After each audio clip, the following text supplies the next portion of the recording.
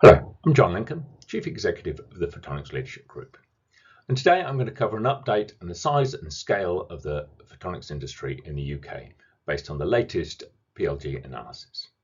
I'll cover the headlines, what's changed, growth and forecast, the regional breakdown, and some analysis of what the hot opportunities are at present. So we've been analysing the photonics industry in the UK for well over a decade. And I'm not going to go back to all the historical numbers, but if you go back just 4 years, in July 2021, we were a £14.5 billion industry. 2 years ago, we released figures showing photonics had grown to £15.2 billion. And today we're happy to release the latest analysis that says UK photonics revenues have grown to £18.5 billion annually. The industry employs almost 85,000 people in the UK in 1,400 firms and adds £8.6 billion in gross value add to the economy. So revenues are up 3.3 billion over the last 2 years. Employees are up almost 6,000 in the 2-year period, and gross value add is up 1.5 billion. We've added about 220 net additional firms, so that's new firms we found operating in photonics minus those that are no longer in the industry. And all the firms we include in our analysis are listed in the UK Photonics directory with the address given. And all this data relates to company years ending in 2024. So it's essentially pre-tariff approval, pre-UK government change, as they will cover a range of year ends that finish in 2024. So let's look at that growth in a little bit more detail. So we look at like-for-like growth when we only look at companies who are in the previous analysis back in 2023 and those that are in the current analysis. And if you do that, sales are up 16%. If you look at the headline growth, so that includes the additional companies we've added this time, we see even stronger growth, 22%. Profits, like-for-like, up 26%. Fantastic profit growth over the last couple of years. Employment growth, 8.2%. More modest, and that's something we've seen consistently is profits and sales growing faster than employment, which means the industry is becoming more efficient. And that's reflected in this gross value added per employee figure, which represents how productive the industry is being. And we've seen that grow by over 11% over the last 2 years and now exceeds £101,000 of gross value added to the UK economy per Photonics employee. So fantastic growth figures, much stronger than the previous 2-year period, and we forecast this will continue going forward. So if you look at what's happened over the last long term and over the last couple of years, you'll see that the latest figures exceed the long-term average, and the 2022 figures were slightly under the long-term average.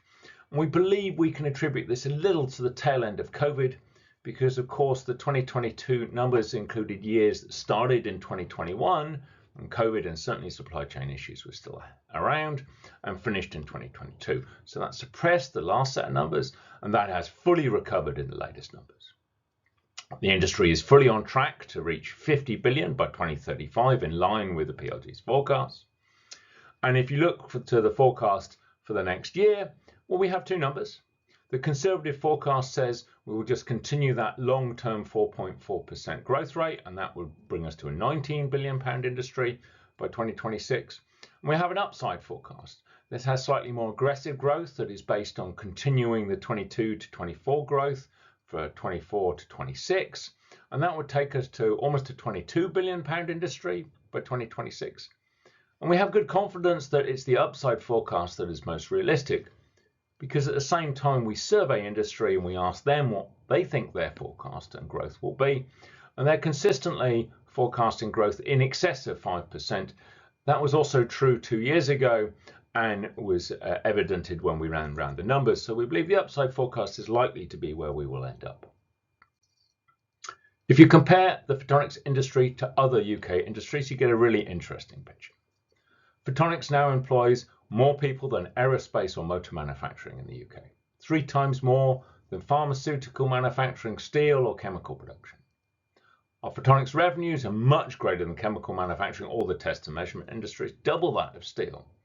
And we're on track, if we continue with current growth, to exceed aerospace and pharmaceutical production revenues over the next 2 years. What's more, it's a very diversified industry with those 1,400 firms. We have double the number of firms that are in aerospace, chemical or pharmaceutical or petroleum or steel production. And our productivity in photonics is 33% higher than UK manufacturing average, which puts photonics in the top 1/5 of the most productive manufacturing industries in the UK. Which markets do we operate in? Well, almost any, from industrial manufacturing, by which we mostly mean laser processing, cutting, welding, etc., to the medical and life sciences industry, lots of imaging, to the built environment, where we mean lots of lighting. And the diversity underpins the nature of photonics. We are working in all of these sectors. What's changed over the last 2 years is the built environment has nudged up to 4th place from 6th, and that's partly because a lot of the firms we've added are working in the lighting sector. But we've also seen an increasing number of companies focusing on defense and security as a rising focus. This doesn't necessarily appear in the statistics here, partly because it's not the headline thing people often say they're doing. Which points in the supply chain, do UK Photonics companies operate? Well, essentially everywhere, from the services of laser-based cutting right through to full system supply. Where are the hot sectors? Where are the hot opportunities? Well, we've looked at some of those sectors and tried to look at where the revenue growth is greatest, profit or employment growth. And what you'll see is revenue growth is strong across all sectors, perhaps medtech and defense the lowest, but profit growth is highest in the defense sector and lowest in test and industrial areas. So there's a really interesting contrast to where profits are now being made. Potentially that's because there is a lot of replacement business going on in the defense sector that is bolstering profits there. Employment growth, interestingly, strongly tracks revenue growth, underpinning a premise that people hire people as they grow. And GVA growth is the most uniform, and that's interesting because GVA, gross value added, is the sum of profits made and employee benefits paid, and that essentially evens out because it's what we're doing here is showing those profits are either paid out in wages or in profits into the company, and those two normalize each other out. So there's no single standout sector, and if you look at the ratios, you'll see profit versus revenue growth, so that's the change in profit versus revenue growth, is strongest in the defense sector. It's become much more profitable over the last 2 years, but employment versus revenue growth is extremely even across all those sectors. Now looking to regional output.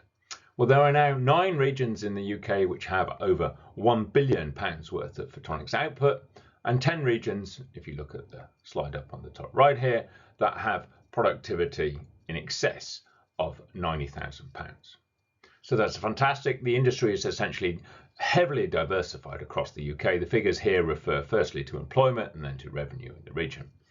There are slightly more figures for the southeast. That's a little bit complicated. We have 1,650 operating sites recorded, but I do not necessarily have all of the operating sites for all firms, and there is a little bit of a bias in firms having a registered office in the southeast. But excellent to see this distribution right across the UK, from Northern Ireland right to the southwest.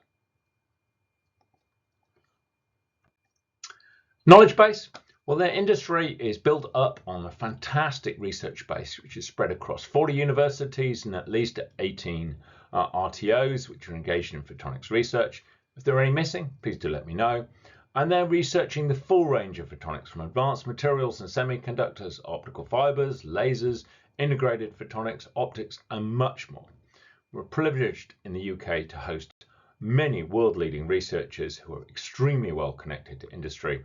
In fact, well over a third of researchers get more than $1 million in industrial funding annually. What's the impact of photonics? Well, we've seen previously some of the markets, but we're trying to get a little bit more segmentation analysis. So what we've done this year is do a slightly different approach, and that's look for the frequency of terms associated with photonics, lenses, lasers, etc., in global academic publications over the last 35 years.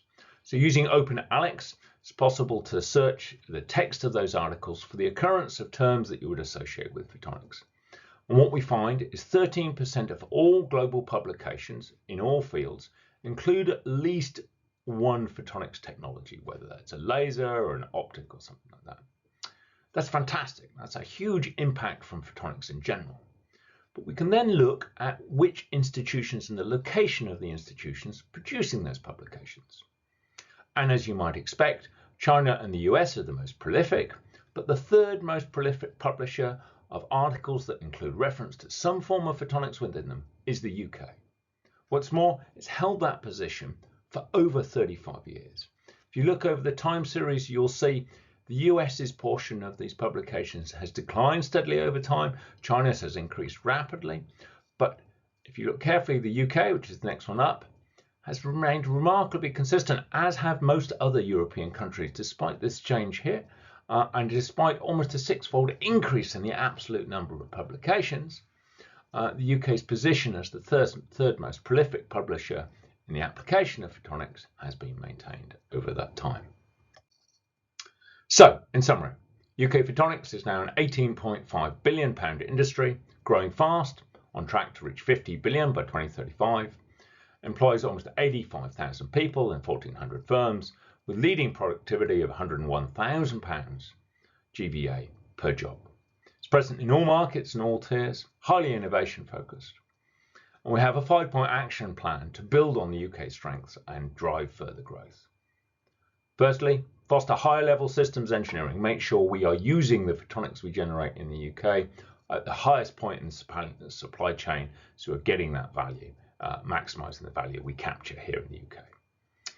As the industry grows, everything is being produced at greater volume, so we need to support the scale up of companies and the increase of automation within them so they can meet that volume demand from UK manufacturing. We need to enhance UK resilience by making sure the critical challenges and areas, for example, in quantum, can be supported with photonics produced in the UK.